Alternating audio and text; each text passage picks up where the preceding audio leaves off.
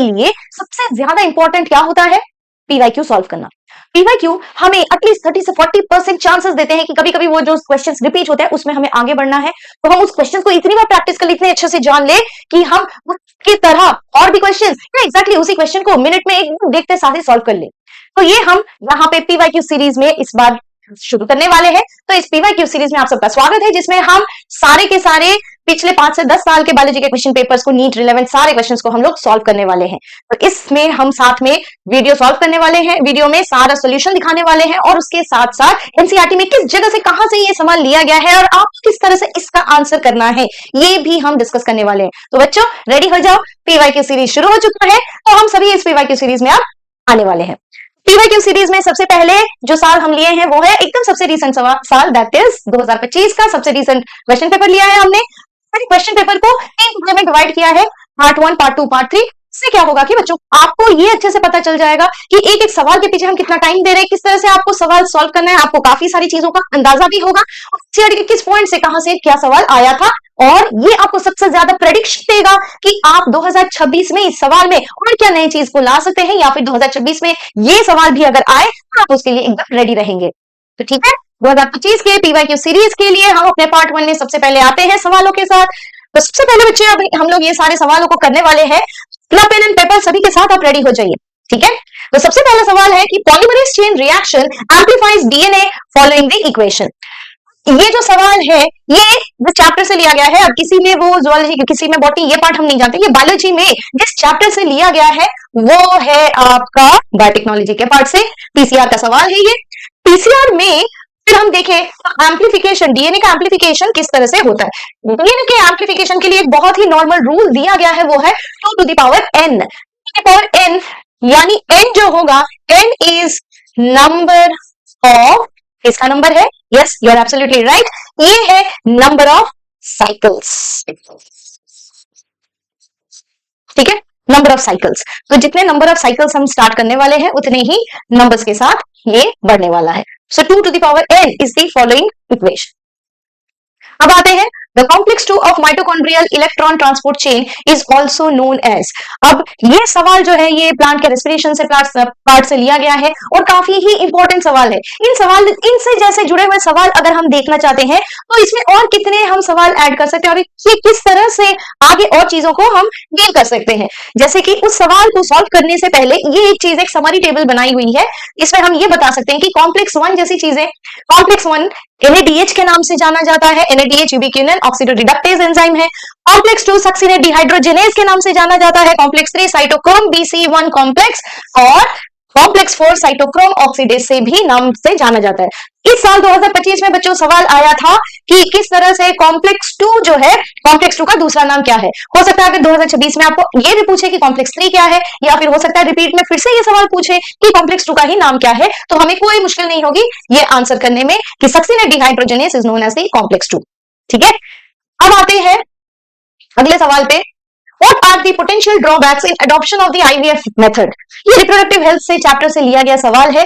तो इसमें reproductive health में ये जो सवाल है आईवीएफ से डायरेक्टली एक एनसीईआरटी लाइन तो नहीं है, लेकिन एनसीईआरटी में किस तरह से इसको मॉडिफाई करके, किस तरह अपने सोच को यूज करके इस सवाल को आंसर किया जाए वो दिखाया गया है। तो इसमें ये पूछा जा रहा है कि ड्रॉबैक क्या है अगर हम आईवीएफ टेक्निक को यूज करें तो। In vitro fertilization artificial method होता है जिससे हम टेस्ट ट्यूब बेबी फॉर्मेशन में देख सकते हैं। आईवीएफ अगर यूज किया जाए तो उसके पोटेंशियल ड्रॉबैक्स क्या क्या हो सकता है। पोटेंशियल ड्रॉबैक्स क्या हो सकते हैं? High fertility risk to mother, नहीं ये मदर को हाई फर्टिलिटी रिस्क नहीं देती है, मदर की लाइफ खतरे में नहीं रहती है। एक्सपेंसिव इंस्ट्रूमेंट्स एंड रिएजेंट्स, जी हाँ ये काफी सिर्फ मेथड को यूज करते हैं, टेक्निक्स को यूज करते हैं, तो ये प्रॉब्लम हो सकता है। Husband necessary for being the donors, अब हस्बैंड एंड वाइफ बहुत जरूरी चाहिए, माता पिता की जरूरत होगी ही for being the donors. Less adoption for orphans, इसका ये एक ड्रॉबैक हो सकता है। And not available in India, नहीं ये इंडिया में बिल्कुल अवेलेबल है। Possibility that the early embryo does not survive, ये इसके सबसे बड़े ड्रॉबैक है कि इतने खर्च, इतने सारे टेक्निक्स को अप्लाई करने के बाद भी चांसेस ये होते हैं कि एम्ब्रियो या फिर जो सेल्स या प्रोसेस ऑफ फर्टिलाइजेशन में एम्ब्रियो का सर्वाइवल रेट बहुत कम होता है, तो इसकी वजह से ये इसका सबसे बड़ा ड्रॉबैक बन जाता है। तो उसी हिसाब से अगर हम देखें husband and wife necessary for being donors, ये कोई ड्रॉबैक में नहीं आ सकता है। सो अगर हम देखें तो आंसर हो जाएगा बी, डी और एफ। तो हमारा आंसर ये फर्स्ट ऑप्शन है, बी, डी और एफ। आई होप आप लोगों को समझ में आ रही है कि किस तरह से हम आंसर करना चाहते हैं और क्या चीज हमें ध्यान में रखना है हर सवाल को आंसर करने से पहले। अगर आप लोगों को कहीं पे भी कोई दुविधा या कुछ चीजें समझ में नहीं आ रही तो मुझे जरूर मैसेज में कमेंट करके बताइए कि कमेंट में कि आपको क्या और चाहिए, किस तरह के एक्सप्लेनेशन आपको समझ में आ रहा है, ये मुझे जरूर से बताइए। आते हैं अगले सवाल पे। Which of the following statement refers to reductionist biology? reductionist biology ये कहाँ पे मिलेगा, कौन से चैप्टर में है, इस चीज को समझ पाना काफी मुश्किल है। और मैं आपको बता दूं कि 2025 का जो सवाल था, क्वेश्चन पेपर था, बहुत सारे सवाल इधर उधर से आए हुए थे। और इधर उधर से मतलब होता है कि कभी कोई पार्ट समरी से, चैप्टर के समरी से लिया गया, या फिर कभी भी कोई पार्ट लिया गया उसके इंट्रोडक्शन के पार्ट से, जो पार्ट नॉर्मली हम लोग बच्चे स्किप कर सकते हैं। और कभी ऐसा भी देखा गया है कि कोई प्रीवियस क्वेश्चन जो पूछा गया वहां से, या फिर जो पीछे बैक में क्वेश्चंस रहते हैं, चैप्टर के एंड के जो क्वेश्चंस दिए गए हैं वहां से पूछे गए हैं। तो ये एक वैसे ही सवाल है जो पूछा गया है इसके इंट्रोडक्शन के चैप्टर से। किसके इंट्रोडक्शन में ये चीज हमें देखने को मिला है, आइए हम देखते हैं। तो ये हमें देखने को मिला है ह्यूमन फिजियोलॉजी यूनिट 5 के इंट्रोडक्शन में। सो यूनिट 5 के इंट्रोडक्शन में ये कहां पे लिखा गया है, the reductionist approach to study of life forms resulted in increasing use of physico chemical concepts. तो अब इसका हमें सवाल का आंसर मिल रहा है। सवाल क्या है, which of the following statement refers to reductionist biology. ये किसके लिए, कौन सा स्टेटमेंट सही होगा रिडक्शनिस्ट बायोलॉजिस्ट के लिए? फिजिको-केमिकल अप्रोच टू स्टडी और understand the living organism, physiological approach study and understanding, chemical approach, behavioural approach. भी हमने देखा जैसे कि यहाँ पे दिया हुआ है, it is the physico-chemical concept and techniques. जो reductionist approach to study of life form है वो क्या है, फिजिको-केमिकल कॉन्सेप्ट के ऊपर आधारित है। इसका आंसर फर्स्ट ऑप्शन होगा। सो ये जो सवाल था ये डायरेक्टली एक तरह से लिया गया है introductory part of human physiology के चैप्टर से, और इसका आंसर पहला आंसर है फिजिको-केमिकल प्रोसेस। तो इससे बच्चे हमें ये समझ में आ रहा है कि हमें कोई भी पार्ट, कोई भी स्टेटमेंट, कोई भी लाइन छोड़नी नहीं है।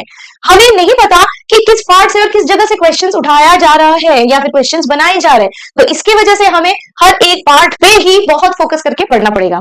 ठीक है, आते हैं question number 6। Given below are two statements. Statement 1, in the RNA world, RNA is considered the first genetic material evolved to carry out essential life processes. RNA acts as a genetic material and also as a catalyst for some important biochemical reactions in living system. Being reacted, RNA is unstable. So ये रहा पहला statement कि RNA world, RNA is considered the first genetic material जो evolve हुआ है to carry out the essential life processes.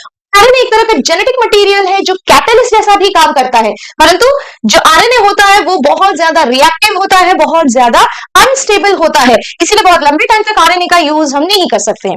Statement 2, DNA evolved from RNA and is a more stable genetic material. Its double helical strand being complementary resists changes by evolving repairing mechanism. And in the light of the above statement, choose the most appropriate answer. ये दोनों statement कौन से chapter से लिए गए हैं? दोनों statement लिए गए हैं प्रिंसिपल ऑफ इनहेरिटेंस चैप्टर से, मॉलिक्यूलर बेसिस के चैप्टर से। सो अब आते हैं इस पे, आरएनए वर्ल्ड के बारे में दिया गया है। आरएनए वर्ल्ड के बारे में जब हम इस चैप्टर को देख रहे हैं, RNA was the first genetic material and is now enough evidence. यहाँ पे आरएनए के बारे में काफी अच्छे से दिया गया है। Essential life processes such as metabolism, translation, splicing, etc. evolved around RNA. RNA used to act as a genetic material as well as catalyst. ये सीधा सीधा लाइन लिया गया है NCERT से.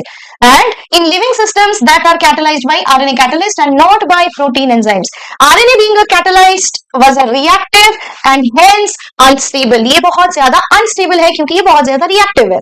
इसीलिए DNA has evolved from RNA with some chemical changes, chemical modifications that make it more stable. और ये किस तरह के modifications है जो हम DNA में देख रहे हैं? ये है कि DNA डबल हेलिकल है। क्विक हेलिक्स या एक स्ट्रैंड अगर अनस्टेबल हो भी जाए तो दूसरा कॉम्प्लीमेंट्री स्ट्रैंड जो होता है उसे बांधे रखता है, उसे अनस्टेबल होने नहीं देता है। DNA being double stranded and having complementary strand further resists the changes by evolving process of repair.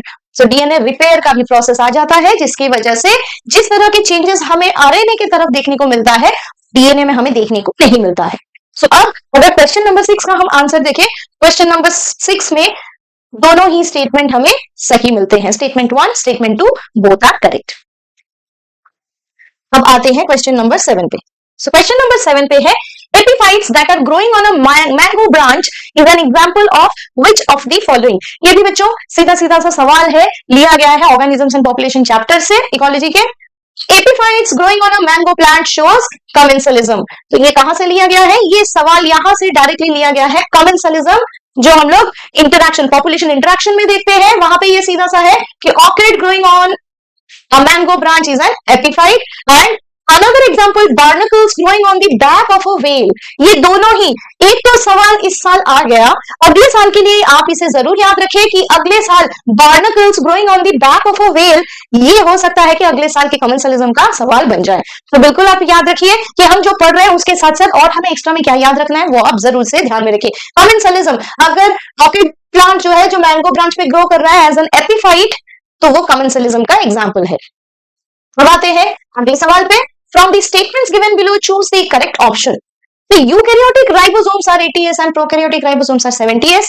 Each ribosome has two subunits. The two subunits of 80s ribosome are 60s and 40s, while that of 70s are 50 and 30s. ठीक है?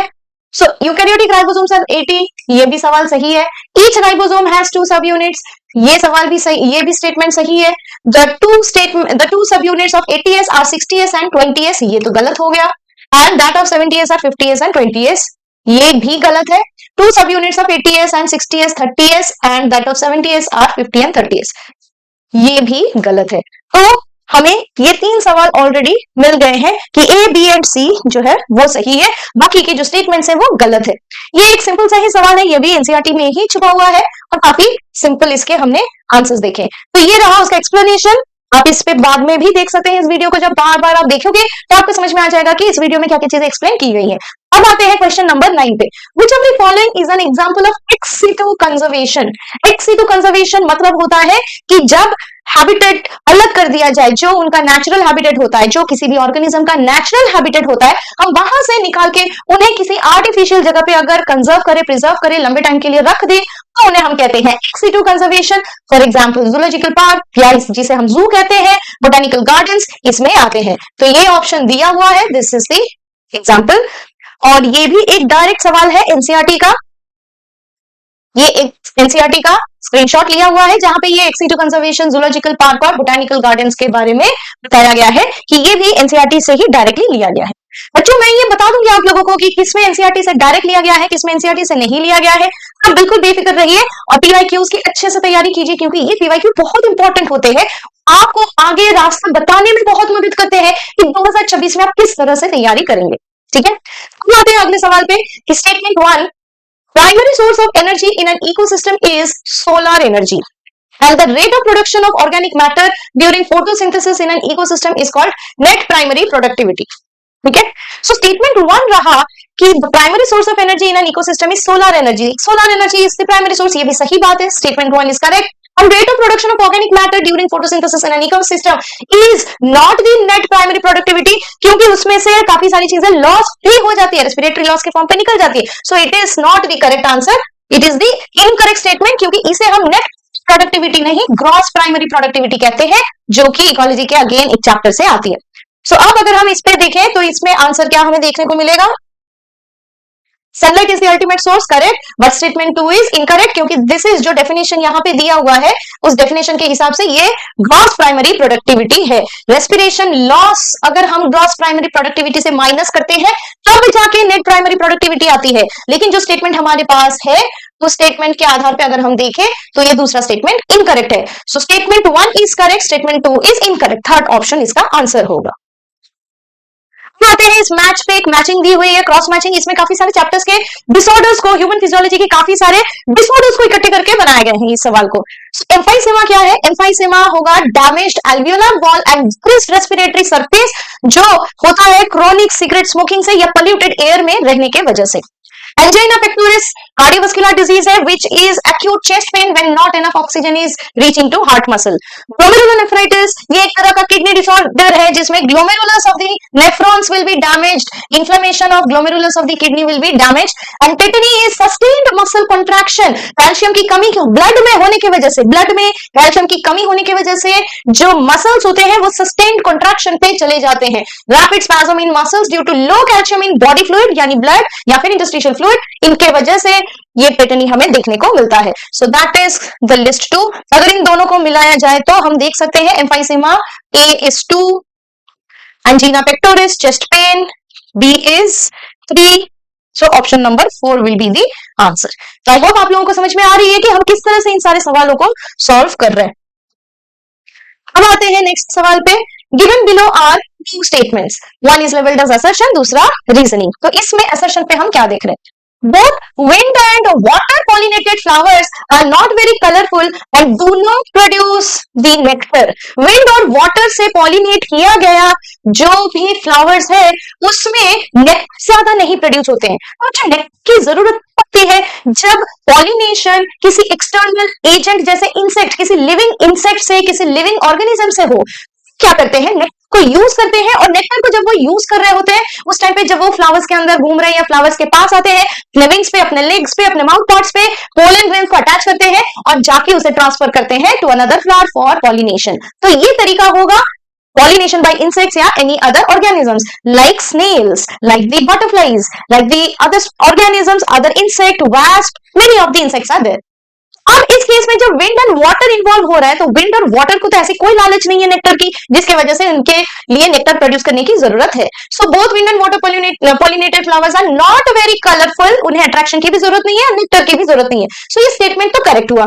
Reason, the flowers produce enormous amount of pollen grains in wind and water pollinated flowers। so तो बात है कि अगर wind या water से pollination होना है तो ये जो डिस्पर्सल मेथड है, ये पोलन ग्रेन्स का डिस्पर्सल जब विंड और वाटर के थ्रू होता है तो जब बहके या हवा से वो बहके जाने लगता है तो अगर बहुत सारे पोलन ग्रेन नहीं प्रोड्यूस होंगे तो बहुत कम अमाउंट में हो सकते हैं कि पोलन ग्रेन्स एक्चुअल फ्लावर तक पहुंचेंगे।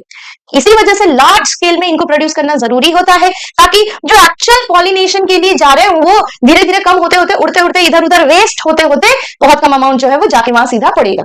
अब यहाँ पे रीजन जो हम देख रहे हैं कि produce enormous amount of pollen grains and water pollinated and wind pollinated flowers, ये भी स्टेटमेंट करेक्ट है, लेकिन ये इसका करेक्ट एक्सप्लेनेशन नहीं है कि क्यों ये नेक्टर को नहीं प्रोड्यूस कर रहे हैं या क्यों इसको कलरफुल नहीं बना रहे। So that is why this is not the correct explanation. दोनों स्टेटमेंट सही है लेकिन ये इसका करेक्ट एक्सप्लेनेशन नहीं है। अब आते हैं अगले सवाल पे। Which of the following is an example of non-distilled alcoholic beverage produced by the yeast? अब non-distilled alcoholic beverage yeast से बना हुआ जो है वो होता है बियर। इसका जो एक्सप्लेनेशन है वो थोड़ा सा मैं यहाँ पे दिखा देती हूँ कि बियर जो होता है वो नॉन डिस्टिल्ड होता है, फर्मेंटेशन ऑफ ईस्ट से आता है, 4 से 8% इसमें अल्कोहल प्रेजेंट है। विस्की, ब्रांडी और रम जो होता है ये तीनों के तीनों डिस्टिल्ड फॉर्म से केमिकल ट्रीटमेंट की वजह से प्रोड्यूस हुआ है। सो विस्की, ब्रांडी और रम जो होता है they are all distilled alcoholic beverages, जबकि बियर जो होता है it is non alcoholic non distilled alcoholic beverage होता है। सो ये बहुत ही क्लियर हो गया होगा अब तक। अब आते हैं 14 नंबर सवाल पे। Given below are two statements जिसमें फ्लोरल फॉर्मूला बताया गया है। फ्लोरल फॉर्मूला अगर हम देख रहे हैं ना, फ्लोरल फॉर्मूला ये अगर प्लस साइन सर्कल के अंदर है, stands for zygomorphic nature and G के नीचे ये मार्क है, so that stands for inferior ovary. Statement 2 in a floral formula, circle के अंदर plus sign, that is for actinomorphic nature and G underscore अगर हम देखें तो इसे हम कहते हैं सुपीरियर ओवरी। तो दोनों में से कौन सा स्टेटमेंट सही होगा? तो ये जो हमें साइन दिखता है this is for actinomorphic plant, this is for actinomorphic plants, और उसके साथ साथ जो ये साइन जी के नीचे अगर अंडरलाइन हमें दिखता है दैट मीन्स गायनीशियम में सुपीरियर ओवरी, सुपीरियर का ये साइन है, so it is a sign of superior ovary. So statement 2 is correct, statement 1 is incorrect. So अगर इसमें हम देखें statement 1 is incorrect, 2 is correct, इसमें ऑप्शन नंबर 4 सही आ रहा है। ठीक है, अब आते हैं अगले सवाल पे, क्वेश्चन नंबर 15। क्वेश्चन नंबर 15 में अब आते हैं कि streptococcus streptokinase produced by bacteria, streptococcus is used for. streptokinase एक एंजाइम है जो streptococcus बैक्टीरिया से रिलीज होता है। इसे आर्टिफिशियली कलेक्ट किया जाता है, आर्टिफिशियली streptococcus बैक्टीरिया को by the method of biotechnology, recombinant DNA technology grow करवाया भी जाता है ताकि लार्ज स्केल पे स्ट्रेप्टोकाइनेज हम एक्सट्रैक्ट कर सकें। तो स्ट्रेप्टोकाइनेज का काम कहां पे है? Streptokinase helps in removing blood clot from the vessels. ये क्लॉट रिट्रैक्टर होता है। Streptokinase is a very potent clot retractor. Clot को मूव करने के लिए, क्लॉट को रिमूव करने के लिए स्ट्रेप्टोकाइनेज का यूज होता है। ठीक है, तो अब आते हैं क्वेश्चन नंबर 16 पे। क्वेश्चन नंबर 16 में जाने से पहले मैं आप सभी को बस इतना बताना चाहती हूँ कि आप लोग बहुत अच्छा कर रहे हो, अपना ध्यान इसी तरह से बनाए रखो और ये सारे सवालों को ध्यान से सुनो, सारे सवालों को अच्छे से करो, क्योंकि इसी में छुपा हुआ है कहीं ना कहीं, किसी ना किसी तरीके से आपके 2026 के कुछ ना कुछ सवाल। बस ध्यान इतना रखना है कि किस तरह से हमें सवाल को देखना है, किस तरह से हमें सवाल को समझना है, से आजकल क्वेश्चंस आ रहे, किस तरह के क्वेश्चंस बन रहे हैं। हम जानते हैं एनसीईआरटी ही होगी हमारी बेसलाइन, एनसीईआरटी से ही क्वेश्चंस आने वाले हैं, कुछ उसके बाहर नहीं आने वाला है, लेकिन फिर भी कुछ ना कुछ एनसीईआरटी के लाइंस में मॉडिफिकेशंस आजकल होने लग गए हैं और क्वेश्चंस नए तरह से बनने लगे हैं। सो बच्चों ध्यान में रखना, जरूरी नहीं है कि आपको हर सवाल एनसीईआरटी का एग्जैक्ट लाइन ही मिले, उसका मॉडिफिकेशन भी हो सकता है, उसके एक बहुत ही अनोखी जगह से भी हो सकता है जो हम जानते ही नहीं है। So, अब आते हैं क्वेश्चन नंबर 16 पे। Which chromosome in the human genome has the highest number of genes? Highest number of genes बेटा प्रेजेंट होता है क्रोमोसोम नंबर 1 पे। ह्यूमन जीनोम प्रोजेक्ट का ये सवाल है मॉलिक्यूलर बेसिस ऑफ इनहेरिटेंस में। तो वहां पे ये बहुत क्लियरली दिखा गया है कि ह्यूमन जीनोम प्रोजेक्ट के बाद उन्हें जो चीजें समझ में आई उसमें क्रोमोसोम नंबर 1 में highest number of genes present होते हैं। ठीक है, तो अब ये आपको होमवर्क हुआ कि इसका नंबर ढूंढ लेना, क्योंकि एनसीईआरटी में ये भी मेंशन किया हुआ है। Which of the following statement is correct about location of the male frog copulatory pad? Male frog copulatory pad develop होता है ब्रीडिंग सीजन में during the process of population, जो उसे मदद करती है कि फीमेल के बॉडी में अपने आप को अटैच करने, क्योंकि फीमेल की बॉडी या फिर फ्रॉग्स की सरफेस जो होती है वो काफी स्लिपरी होती है, म्यूकॉइड होती है, तो करने में, उसको होल्ड करने में इन कॉपुलेटरी पैड्स का बहुत बड़ा रोल होता है। तो ये कहां बनते हैं? ये बनते हैं फर्स्ट डिजिट 4 लिम्ब के नीचे। So first digit of 4 limb के ठीक पास में बनते हैं ये कॉपुलेटरी पैड। सो उस हिसाब से आंसर होता है फर्स्ट डिजिट। ये भी एक डायरेक्ट सवाल है जो एनसीईआरटी से लिया गया है, स्ट्रक्चरल ऑर्गेनाइजेशन फ्रॉग से ये डायरेक्टली लिया गया है। अगला सवाल, विच of the following phytohormones promotes the nutrient mobilization which helps in the delay of leaf senescence in plants? Which helps in delay? Which of the following phytohormones, कौन सा plant hormone है जो न्यूट्रिएंट मोबिलाइजेशन से help करता है delay of the leaf senescence in plants? तो इन सब में अगर हम देखें तो सबसे पहला सवाल जो है कि ये प्लांट में कौन कौन से हार्मोन है जो सबसे ज्यादा इनमें रोल प्ले करते हैं? प्लांट ग्रोथ में, न्यूट्रिशन मोबिलाइजेशन में ethylene, abscisic acid, gibberellin, cytokinin, ये काफी सारे हार्मोन्स के फॉर्म पे है, और जो प्लांट सेनेसेंस को कराता है वो होता है ये साइटोकाइनिन। नाम से ही पता चलता है साइटोकाइनिन सेल्स को मूव करवाने वाले, तो सेल के मूवमेंट की वजह से ही साइटोकाइनिन जो होता है प्लांट सेनेसेंस में सबसे बड़ा रोल प्ले कर लेते हैं। अब आते हैं अगला सवाल, while trying to find out the characteristic of a newly found animal, a researcher did the histology of adult animal। ठीक है, एक नया कोई ऑर्गेनिज्म मिला और उसका हिस्टोलॉजिकल स्टडी, टिश्यू स्टडी करने लग गए, and observed a cavity with presence of mesodermal tissue. Mesodermal tissue के साथ एक कैविटी मिला towards the body wall, but no mesodermal tissue was observed in the alimentary canal. मुझे पता है आप सभी को शायद इसका सवाल का आंसर तो पता होगा, लेकिन अब समझने की बात यह है कि ये आया कहां से। अगर हम बेटा माने कि 3 तरह के जर्म लेयर्स होते हैं, ट्रिप्लोप्लास्टिक अगर ऑर्गेनिज्म है, सो आउटर अगर ये हो गया एक्टोडर्मल, बीच में आ गया मीजोडर्म, तो ये मीजोडर्मल कैविटी इस तरह से होनी चाहिए, और अंदर में ये हो जाता है एंडोडर्मल। सो ये हो गया एंडोडर्मल लेयर और उसके बाहर है ये मीजोडर्मल कैविटी।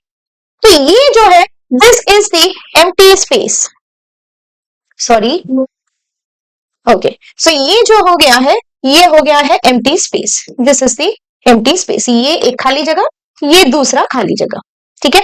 तो ये दोनों खाली जगह इस ग्रीन कलर के मेसोडर्मल लेयर से कवर्ड है, लेकिन जो इस रिसर्चर को मिला वो कैसा है? Adult animal observed cavity with the presence of mesodermal tissue towards the body wall. मतलब इस तरफ में ही सिर्फ उसे body wall, इसे ectodermal region की तरफ ही उसे सिर्फ mesodermal tissue मिला. No mesodermal tissue was observed towards the alimentary canal. मतलब ये जो central part है, इस central part पे यहाँ पे उसे किसी भी तरह का, यहाँ पे उसे किसी भी तरह का, मैं इसे फिर से बनाती हूँ. ये अगर एक्टोडर्मल है, ये अगर एंडोडर्मल है, तो नॉर्मली यहाँ पे और यहाँ पे दोनों तरफ पे मेसोडर्मल लेयर होनी चाहिए and that layer should be covered by the mesoderm. और बीच में ये खाली जगह जो है इसे हम सीलोम कहते हैं, क्योंकि ये खाली जगह दोनों तरफ पे ही, दोनों ही तरफ से अगर हम देखें तो मेसोडर्म से घिरा हुआ है. This is the mesoderm. लेकिन जो रिसर्च करने के लिए गए और जो उन्हें मिला वो उन्हें किस तरह का मिला? जो उन्हें मिला वो इस तरह का है कि उन्हें सिर्फ आउटर बॉडी वॉल मिला और उसके साथ साथ उन्हें मिला ये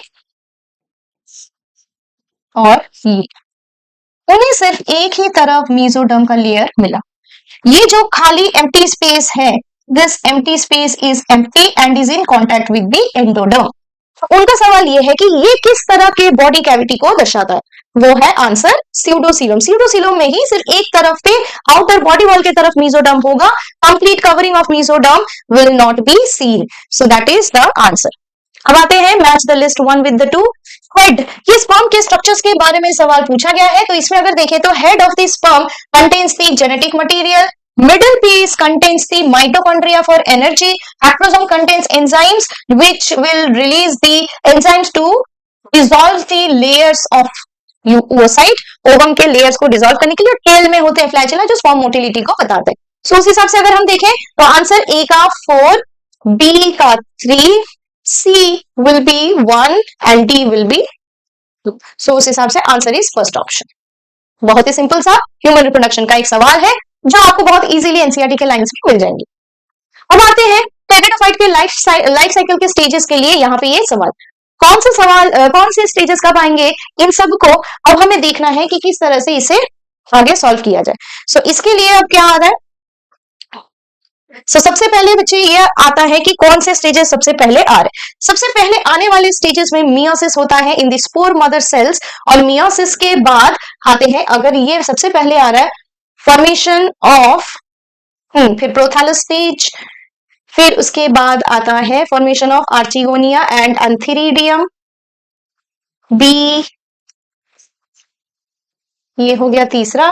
फिर आ जाता है कि transfer of the antherozoids to the archegonium for the process of fertilization and the process of fertilization. तो सबसे पहले मियोसिस, स्पोर मदर सेल जो होता है, स्पोर मदर सेल में मियोसिस होते हैं, जिसकी वजह से हमें प्रोथैलस स्टेज जो है वो देखने को मिलता है.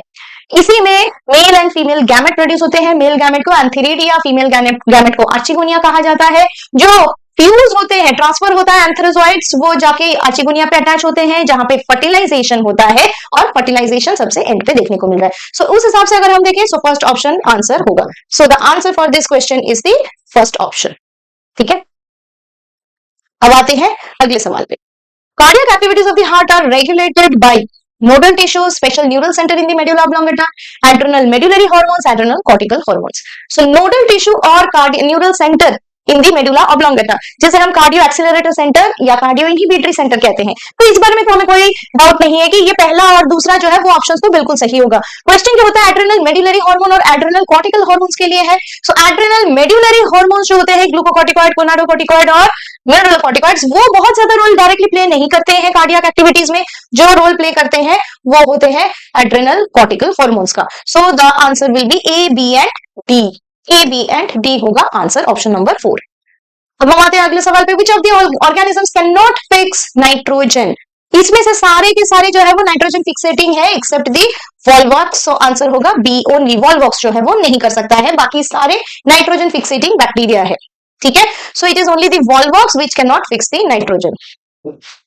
अब आते हैं, given below are two statement. Statement 1, transfer RNAs and ribosomal RNAs do not interact with the mRNA. तो अगेन मॉलिक्यूलर बेसिस से एक और सवाल है ये जिसमें ये कहा जा रहा है कि ट्रांसफर आरएनए और राइबोसोमल आरएनए एमआरएनए के साथ कोई इंटरेक्शन नहीं करता है। Statement 2, RNA interference. RNAi takes place in all eukaryotic organisms as a method of cellular defense. दो अलग अलग स्टेटमेंट दो अलग चैप्टर से लिए गए। स्टेटमेंट 1 मॉलिक्यूलर बेसिस से लिया गया है in the process of transcription translation से, और स्टेटमेंट 2 लिया गया है आपके बायोटेक्नोलॉजी के एप्लीकेशन से, आरएनए इंटरफेरेंस के पार्ट से। इसमें जो आरएनए इंटरफेरेंस के बारे में बताया गया है बिल्कुल सही है कि ये हर एक यूकैरियोटिक सेल में होता है as a mechanism of cellular defence. और tRNA and ribosomal RNA do not interact with mRNA, ये स्टेटमेंट गलत है, बिकॉज उन्हें तो इंटरैक्ट करना ही है for the process of protein synthesis, for the process of transcription, इन सारी चीजों के लिए इन्हें इंटरैक्शन की जरूरत पड़ती ही है। So statement 1 is incorrect but statement 2 is correct, option number 4। 25वें सवाल पे आते हैं। यहाँ पे ये जो डायग्राम है, ये एक डायग्राम दिया गया है। आई होप ये आपको क्लियरली समझ में आ रही है। ये डायग्राम 2025 के सवाल में भी आया हुआ था, जिसमें पीबीआर 322 को दिखाया गया है। It is the PBR 322 diagrammatically दिखाया गया है। सो पीबीआर 322 के इस डायग्राम में हम सबसे पहले क्या क्या देख रहे हैं। In the above represented plasmid, an alien piece of DNA is inserted and echo R1 site. Echo R1 site पे यहाँ पे एक alien piece of DNA को insert किया गया है। Which of the following strategies will be chosen to select the recombinant colonies? तो recombinant colonies को select करने के लिए कौन सी चीज हमें करनी पड़ेगी? Echo R1 जहाँ पे है वहां पे एक और एंजाइम के लिए भी जीन यहाँ पे प्रेजेंट है, दैट इज बीटा गैलेक्टोसिडेज। अगर इको R1 पे इंसर्शन होती है, as a result of insertional inactivation galactosidase बनना बंद हो जाएगा। गैलेक्टोसिडेज अगर बनना बंद हो गया तो अब उसके वजह से क्या होगा, अगर गैलेक्टोसिडेज बनना बंद हो गया, इमीडिएट इफेक्ट उसका ये होता है कि immediately galactoside will not be converted. जब गैलेक्टोसाइड कन्वर्जन बंद हो जाता है तो उसके साथ ही साथ इमीडिएटली कलरिंग एजेंट आना बंद हो जाएगा। तो मतलब recombinant will be white in colour, क्योंकि नॉन रिकॉम्बिनेंट ही गैलेक्टोसाइड के साथ मिलके, एक सेल के साथ मिलके कलर्ड प्रोडक्ट देता है। लेकिन अगर गैलेक्टोसिडेज एंजाइम काम नहीं करता है, गैलेक्टोसाइड ब्रेकडाउन नहीं होगा, कलर्ड प्रोडक्ट यानी व्हाइट कलर्ड कॉलोनी आएंगे। So white coloured colonies will be selected. तो आंसर इसके लिए होगा white coloured colonies will be selected as the recombinant colonies. बहुत ही सिंपल सा सवाल है ये। बात है क्वेश्चन नंबर 26 पे, which of the following genetically engineered organisms will be और was used by Eli Lilly company to prepare human insulin. Humulin या ह्यूमन इंसुलिन के नाम से इसे पहले जाना जाता था। तो इसके लिए जो इकोलाई बैक्टीरिया थी, इकोलाई बैक्टीरिया को यूज करके बनाया गया है recombinant forms of the insulin. जो ये recombinant protein chain A chain B बनाया गया है, जिसे बाद में बाहर ले आके उसे कंबाइन किया गया। सो ये चेन ए और बी इश्चेरिशिया कोलाई नाम के बैक्टीरिया से ही बनाया गया है। So it is the bacteria. Name the class of enzyme that usually catalyse the following reaction. बहुत ही सिंपल सा ये सवाल है, ये है इसका सवाल, ठीक है। अब इसके जो रिजल्ट्स बने वो बन गए ये। इसमें क्या हुआ बच्चों, देखो बहुत ही सिंपल है, क्या ट्रांसफर हो रहा है, ये जो जी ग्रुप है, ये जी ग्रुप जाके इस पे ट्रांसफर हो रहा है। और किसी भी ग्रुप को ट्रांसफर करने के लिए कौन सा एंजाइम आएगा, हमें नाम से यही से पता चल रहा है, ट्रांसफरेज इज द एंजाइम जो एक ग्रुप को ट्रांसफर करता है। तो यहाँ पे ये जो जी ग्रुप है वो ट्रांसफर होकर इसके पास चला गया, so that is transferase enzyme. इसमें अगर एक बार मैं ये भी बता दूं, हाइड्रोलिसिस करता है, लाइगेज ज्वाइनिंग करवाता है, लाइज ब्रेक डाउन करता है विदाउट वाटर। सो ये 6 क्लासेस ऑफ एंजाइम्स हैं। आप इसको एक बार फिर से ध्यान से जरूर पढ़ लेना, क्योंकि ये भी बहुत इंपॉर्टेंट सवाल है, बायोमोलिक्यूल से एक आया हुआ सवाल है। अब आते हैं find the statement that is not correct with regard to the structure of monocot stem. Monocot stem में कौन सा स्टेटमेंट गलत है। हाइपोडर्मिस इज पैरेनकाइमेटस, तो हमें ये पहले ही मिल गया, क्योंकि हम जानते हैं प्लांट एनाटॉमी चैप्टर से है ये। It is not parenchymatous, it is sclerenchymatous. It is sclerenchyma के सेल से बने होते हैं हाइपोडर्मिस मोनोकॉट स्टेम के लिए। Vascular bundles are scattered, vascular bundles are conjoined and closed, और फ्लोएम पैरेन्काइमा जो होता है वो एब्सेंट होता है। बाकी सारे स्टेटमेंट सही है, जो गलत है वो ये है कि हाइपोडर्मिस जो होता है वो स्क्लेरेंकाइमा के सेल से बने होते हैं। Now coming to the another part, The correct sequence of events in the life cycle of bryophyte, अगर इसे भी हम अब सीक्वेंस में देखना चाहें तो अब हमें क्या क्या सीक्वेंसेस इसमें देखने को मिलेगा। सो सबसे पहले फॉर्मेशन ऑफ द स्पोरोफाइट्स, फिर अटैचमेंट, ठीक है, फिर उसके बाद release of the antherozoids into the water, formation of sporophytes, then release of antherozoids into the water, Then comes the fusion of the antherozoids with the egg and attachment of the gametophyte. अच्छा, ये सबसे last में reduction division to produce the haploid spores and attachment of gametophyte to the substrate. तो ये हो गया answer, जिसमें option number 1 है करेक्ट। अब आते हैं, ये वाला सवाल लिया गया है एकदम सिंपल से पार्ट से, एनसीईआरटी से, बहुत ही डायरेक्ट क्वेश्चन है ये। अब आते हैं क्वेश्चन नंबर 30 पे। कौन से इसमें से करेक्ट स्टेटमेंट्स हैं? Computed tomography and magnetic resonance imaging detect the cancers of internal organs and chemotherapeutics drugs are used to kill non-cancerous cells. Alpha interferon activates the cancer patient's immune system and helps in destroying the tumor. Chemotherapeutic drugs are biological response modifiers, and in the case of leukemia, blood cell counts are decreased. तो कौन-कौन से correct answer से हमें ये चुनना है? So computed tomography and magnetic resonance imaging detect the cancers of internal organs. Correct. Chemotherapeutics used to kill non-cancerous cells. गलत है. Activate cancer patient's immune system and help in destroying the tumors, okay, and chemotherapeutic drugs are biological response modifier. गलत है. In case of leukemia, blood cell counts are decreased. ये भी गलत है. So सही answer हो गया A और C, ऑप्शन नंबर 4।